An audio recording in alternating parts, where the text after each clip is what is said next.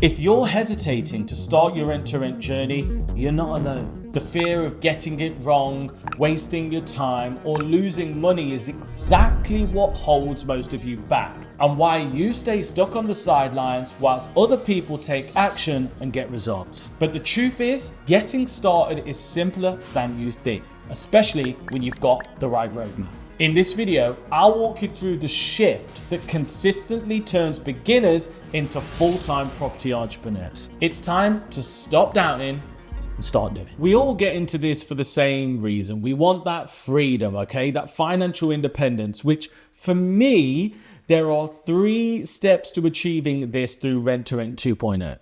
Step 1, we must control the asset. In other words, we must be able to get a property in the first place in which we can actually monetize. So that's step 1. Step 2 is we now need to cash flow that property. So if you've got a property but it's sat there empty, not making any money, you're never going to get freedom. And finally, once you've got control of the property, you're cash flowing it, you're going to find that that's when you won't have time, all right? So you then need to systemize that property to free up your time. And I personally believe a property, okay, that you can control plus the cash flow, all right, plus the systems to free up your time will give you the financial freedom and independence you are looking for. But here's the interesting part. Over the past 6-7 years, I've deconstructed this to an absolute math that guarantees results. It changed my life, and now I change hundreds, if not thousands of people's lives through just following this formula. And in this video, I'm going to share exactly how to do it, because each one of those comprises of 3 additional sections. And I'm going to share it all with you on this video. If you're brand new to the content, getting massive value, go ahead and hit the subscribe button. Let's jump into it. So the first step of 3 that makes up the house, okay, controlling the property, is prepare. A lot of you, all right, will be guilty of over procrastinating, all right, over researching, watching YouTube, listening to podcasts, going to courses, free webinars, but not taking action. And the problem with that is that until you take action, it doesn't matter how much information, how much of me you watch, you're not going to get the results. So the first step that we need to do, it's so important, is we need to create the foundations, okay? So step 1 is all about how do we prepare? So what exactly do I mean by prepare? Well, from a mindset perspective, we now need to commit, because I can tell you now, if you do not commit to rent-to-rent as a concept, as a business, as I would go as far as to say lifestyle, but that's a little bit over the top. If you do not commit to this process, you will never get results, because I see so many people, and what tends to happen, okay, what tends to happen is they start new thing, okay, they're really, really excited about it. It doesn't work out for whatever reason. And then, unfortunately, they end up going back here. And the problem with this is what tends to happen is when you go back here, you either quit altogether, or worse still, you go here, you start something else, you decide, okay, this time I'm going to do crypto. And then the same thing happens. You're all excited about it. Oh, this one, you only lasted that long. And then all of a sudden, you're just starting so many different things, each time having to start again, each time losing a year of your life you can never get back. So the first thing you must do, and I would urge you to do this with me right now, is if you are looking for cash flow, if you watched a lot of my videos, if you love the concept of building cash flow from properties you don't own and then reinvest in properties you own, just commit right now, okay? Just commit mentally. The second big part of this preparing stage is, okay then, let's actually get started, all right? And the best way of doing this is to get set up, okay? I'm talking about getting your business set up, getting your bank account done, a logo, a website, the compliance that you're going to need. Let's just get the setup done so we're fully prepared to actually sign deals. Because one of the biggest mistakes I see people making is they fall upon an opportunity, but because they've not done the preparation, they're not in the mindset, or they're not actually logistically set up to take it on and acquire that property.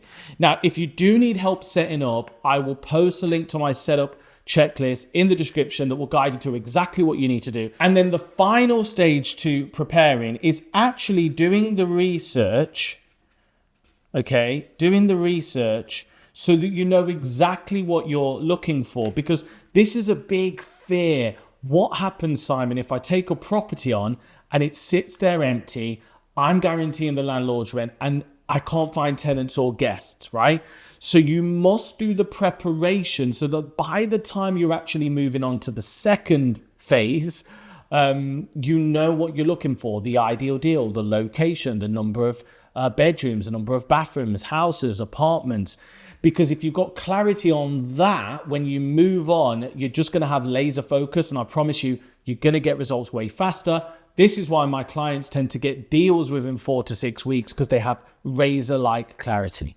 The second part of control, okay, in other words, getting the deal, is, of course, we now need to source this first deal, right? At the end of the day, you can do all the preparation you like, but ultimately we need to be sourcing a property that we can then cash flow.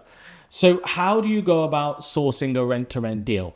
And I see two common mistakes here. The first one is people just wing it. So they go, "You're all right, mate. What's happening? I guarantee you'll rent 5 years, taking all the management and maintenance."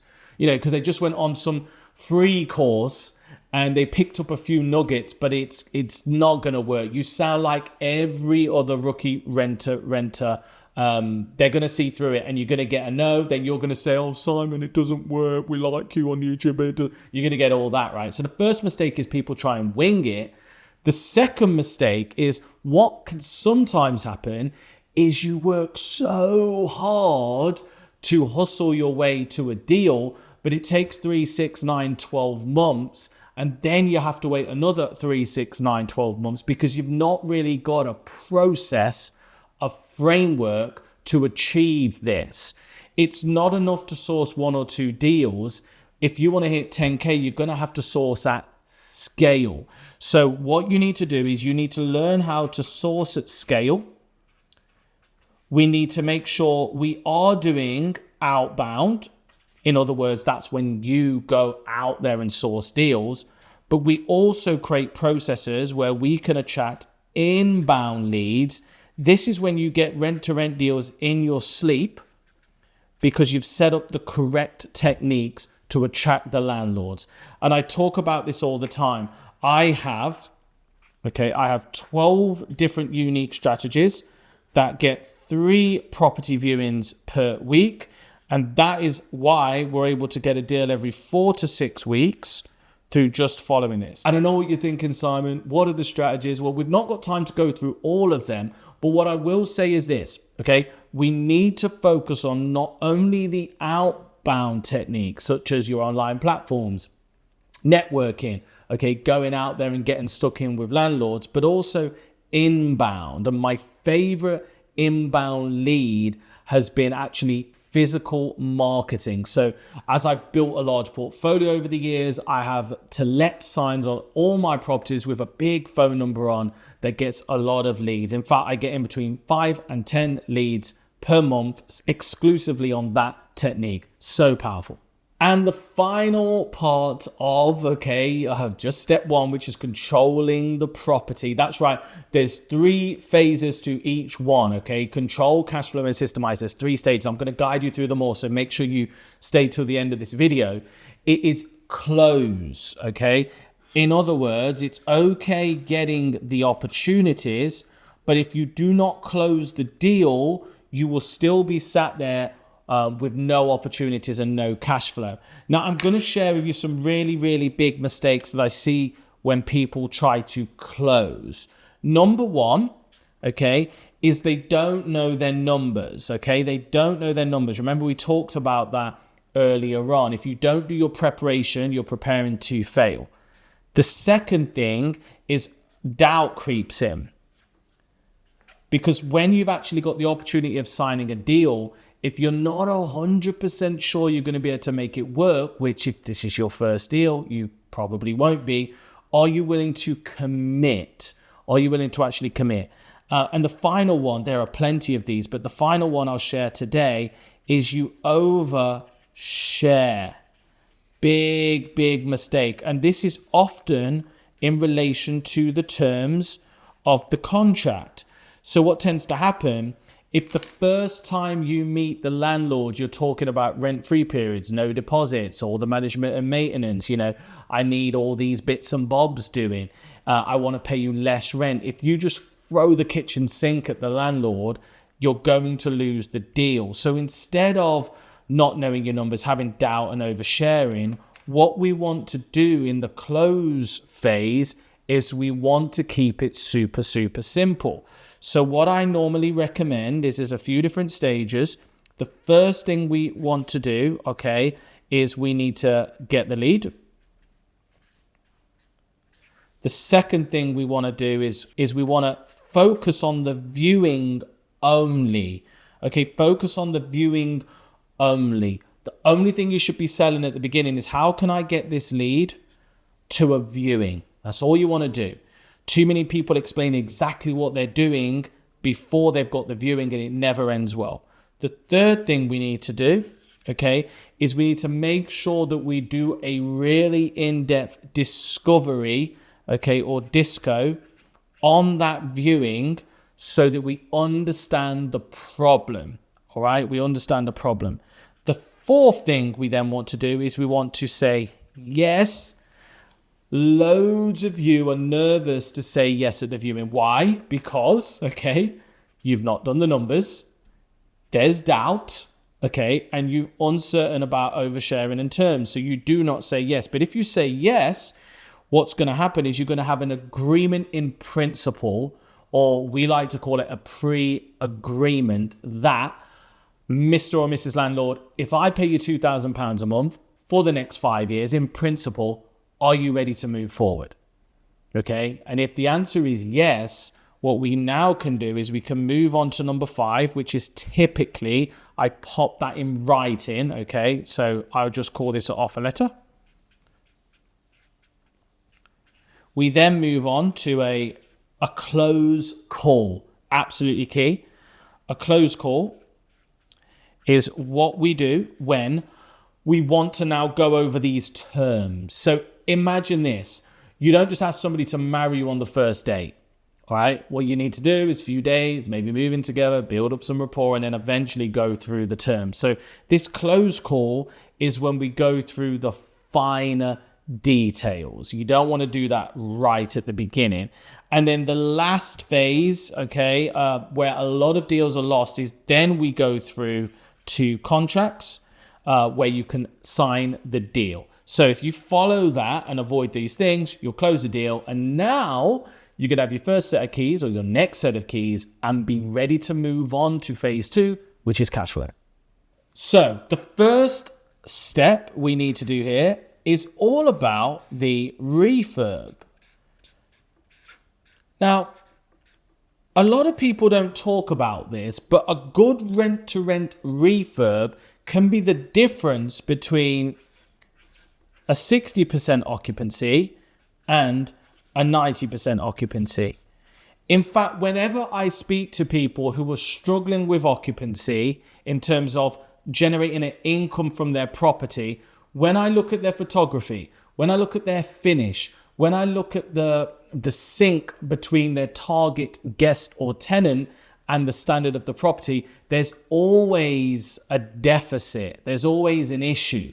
And as soon as we fix this, just like magic, we manage to significantly increase their occupancy. Now, what's crazy about this team is that, I work with a lot of people from ground zero with no deals, but I now have a lot of clients that come to me with these type of issues, and overnight we supercharge their cash flow. So it can be really, really powerful. So when you're thinking about a rent-to-rent refurb, what should you remember? Well, the first thing you need to remember, I always say this, is no shortcuts. You got to be really, really careful about cutting shortcuts, because of cutting corners, should I say, because if you've got a property deal for 5 years and let's say you feel like you can kind of get away with the carpets for now, ultimately you're going to have to replace them. So why not replace them now? Because the opportunity cost, I mean, let's just have a look at this, right? Let's draw, if we draw, let's say we draw this graph. Let's say we've got income here, and then let's say this is T for time, right? And let's say this is day zero.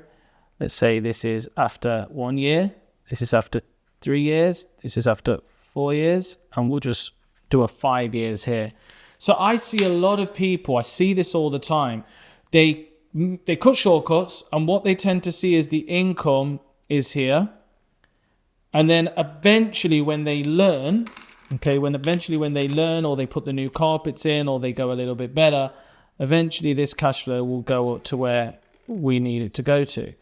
But the problem we've got, right, is there is a big difference. There's a big difference between, this point here and this point here. So what I would prefer to do is I would prefer to negotiate a rent-free period here. So we maybe get, let's call this 14 days rent-free. And then what I would prefer to do is I would prefer to get things moving so that from day one, we can achieve the maximum occupancy and the best cash flow, because I can tell you now, the difference between this and this, in other words, all this space right here, is a lot of money, and it's going to make a huge difference. So number one, no shortcuts. Number two, big deal, is you need to make sure that your photos are on point. Absolutely essential. Really recommend this. But then to the same degree, guys, we do not want to spend too much money, because the longer you are recouping the funds, the less optimum the cash flow is. And I normally recommend no more than 3 to 6 months to break even on a rent-to-rent deal. Okay, next up, a key thing for cash flowing the property is, of course, going to be your marketing. So marketing is just a fancy word for generating leads for your tenants, for your guests. You're also doing quite a lot of supported living and stuff as well. So what marketing do we need to do across the board to fill these properties and generate that all important cash flow? Once again, a lot of you are just taking too long to do this. So as soon as I sign a deal, to be honest with you, as soon as I'm pretty sure I'm going to sign a deal, I always I do what I call pre-marketing. We'll just call it pre-M. What this means is I'm 99% sure that this deal is going to happen. I want to get a head start. So I set up my listings, or I set up my marketing, or I reach out to whoever I need to reach out to sort of create early demand. Because there is nothing better than having secured a sort of construction booking for 6 months, maybe taking 1 month's cash up front before even committing to the rent-to-rent deal. Sometimes I've used this money to fund the first month's rent, and I'm straight into positive cash flow. So you always want to do pre-marketing. One of the biggest mistakes I see is people get the keys, they focus so much on the previous point, refurb, they forget about the marketing. So what's supposed to happen is when you sign the deal, let's say we'll do a timeline. Let's say you sign the deal here. What really needs to happen at the same time, not one after the other, at the same time, we need to begin the R for refurb and the marketing. But what you don't want to do, and I see this a lot of the time, is people will not start the marketing. They'll focus on the refurb, and then by the time they eventually start the marketing, it is just too late. And once again, you've lost a massive amount of cash flow. Next part, which is related to marketing, all right, is you've got to get your price right. I famously consistently smashed the room rates in my HMOs in Derby just through adding massive value and thinking outside of the box. Okay, so we was doing really consistent cleaning. We was promising an extremely good living condition. We was connecting people together from the likes of Rolls-Royce, Alstom, NHS, early doors, so people knew it was worth paying a premium. Because the best way to maximize profits and cash flow is to, of course, increase what you can charge for these properties. So if you can add value through the refurb and then move into marketing to create a real premium and charge more money, ultimately that is going to result in more cash flow. More cash flow means more reinvestment. It means better lifestyle. It means hitting your goals faster, and it means less properties for more income. So really, really important to make sure you get this marketing part tight. And the final stage of part 2, which is cash flow, is you've got to get the management correct. So a lot of people, right, they neglect this and they think this is the boring part, this is the part that doesn't get results, etc.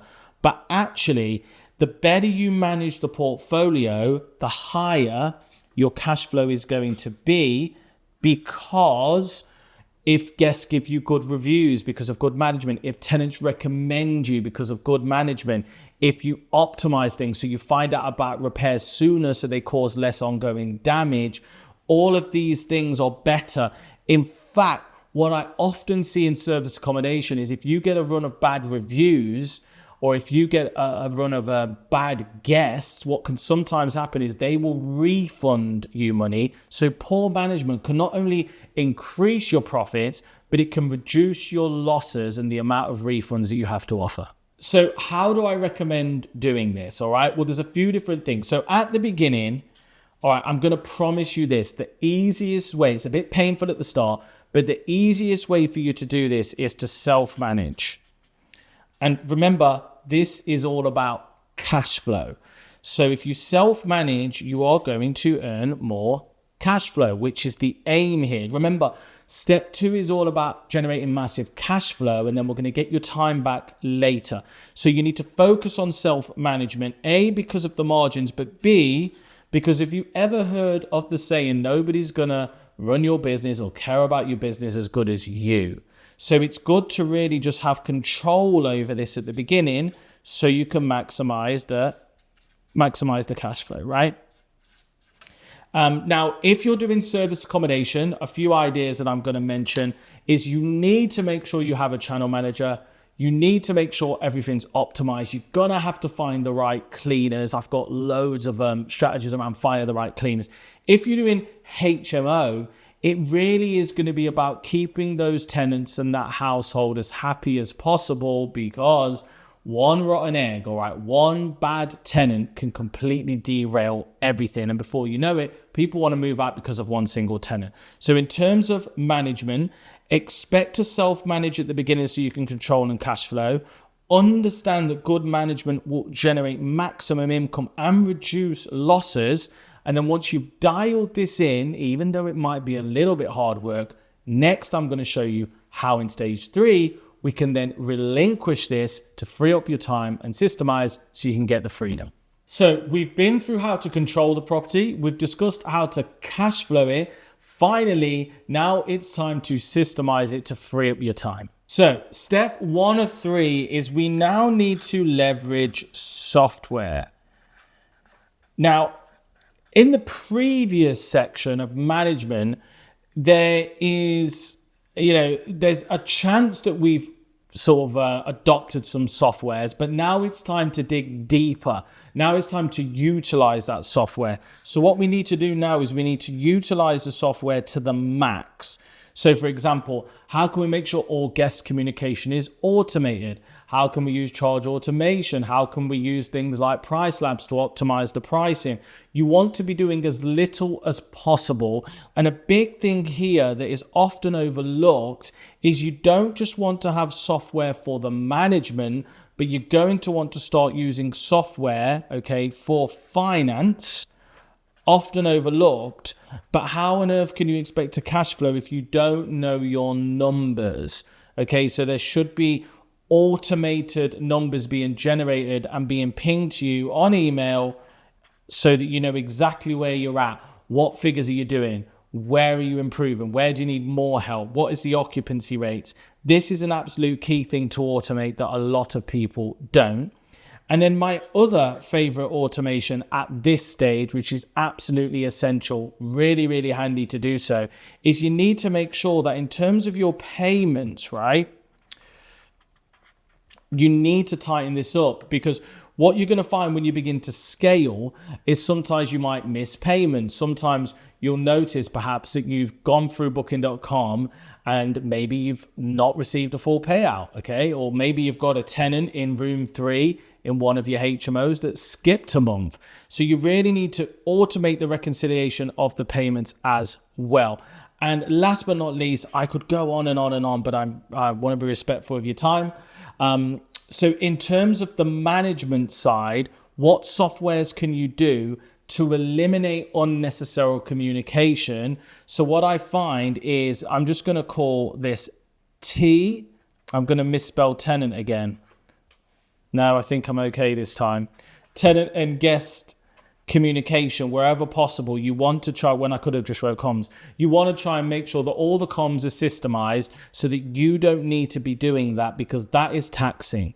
Now, once you've got all these softwares dialing up and working together, now it's time to create processes. And I'm going to show you exactly how that works. So when it comes to processes, the way I like to look at it is like this, right? Once you've mastered a process or you've mastered a thing, it's in your head. But the problem with processes is when things are in your head as the founder, you can pretty much repeat and rinse and repeat and rinse and repeat. But at times you will deviate, but because you know your business like nobody else does, that's okay.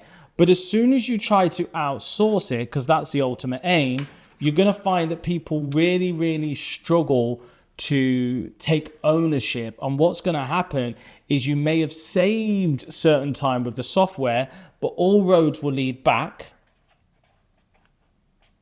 to you.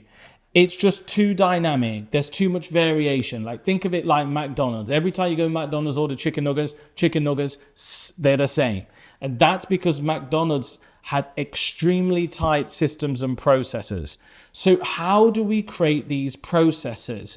It does feel overwhelming. However, the best way of doing this, right, is you just literally create a Loom video of you doing said thing step by step. So the softwares, whatever you need to do, you just create videos, okay?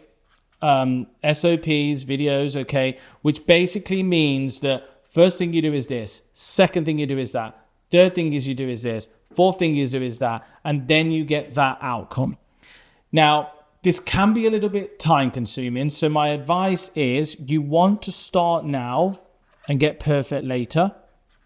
They do not need to be a work of art at the beginning. They just need to be good enough to be followed, because there's no way of you ever removing yourself from the business unless you've got this dialed down, because all roads will lead back to you. And there'll be, quite frankly, too much inconsistency in the delivery of your service. Yeah, I know it's getting technical now, team. But just going back to the purpose of this video, you can see why winging it is just not a good idea if you're serious about scaling 20, 30, 40, 50 deals. Because look, if you only want to manage 5 deals, you may be able to get away without doing some of this. But if you want the real freedom, this is where it's at. And last but not least, you've built the software into your business. You've done your processes. It's now you are seeing the finish line in sight. And this is now where you can build team. And when you can build team, you can step back.